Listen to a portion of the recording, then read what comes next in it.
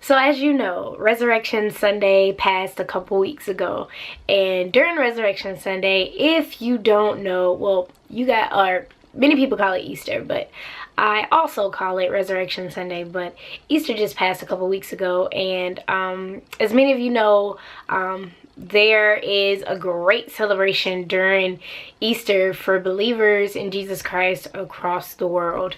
And the one thing that we're celebrating is not just the death of Christ, but the resurrection as well. We're celebrating life, because life for us through Jesus Christ means that we have life as well. It means that we have hope. It means that He's conquered sin and death. He's conquered evil. He's conquered anything that can come against us that can hinder our relationship with God. And He's also reconciled us. So He's forgiven us and adopted us and given us hope for the future. So Resurrection Sunday was really big for believers all across the world. And if you're a believer, then you can attest and you can kind of, you know what I mean. But I think a lot of times we just kind of leave it at that. So we have Easter and we celebrate Easter Sunday, but what next? What does the resurrection mean for me beyond Easter, beyond the concept of just the story that we read in the Bible? What does that mean for us? So this week I really asked the Lord to guide me in my studies, and I said, well, Lord, how do I explain this? How do I explain this to someone who's a believer, who's a new believer, and doesn't know where to go beyond just confessing and believing and having faith in the gospel?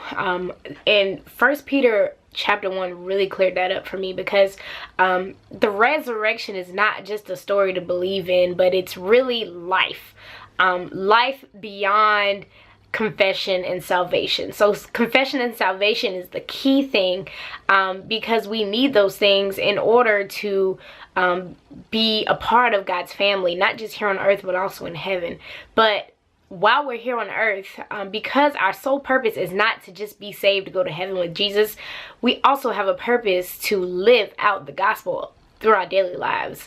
And we need help with that. We need grace for that. And grace is exactly what Jesus is for us. And so 1 Peter chapter 1, as I studied that, I learned about what transformation did for us. So the gospel of Jesus Christ doesn't just save us. It doesn't just give us a new thing to look forward to at the end of our lives, but it gives us something to hope for while we're here on earth. And so it transforms us.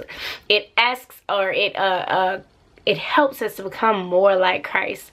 And as a result of that, we become holy as God is holy. So God doesn't just call us to holiness, but He transforms us. He helps us. His Spirit renews us, regenerates us, and makes us new, makes us something more. And as a result of that, we can become holy. So in reflection of what we learned Easter Sunday, or what we learned about the resurrection of Christ, we can take the message of the gospel and apply it by understanding that it transforms us. It truly regenerates our spirits, and that in itself causes us to be holy. So hopefully you get to study with me this week as I dive into 1 Peter chapter 1, and as I learn about what Christ's gospel meant for me and what the good news means in my life as far as God calling me to be holy. So until next time, see you guys.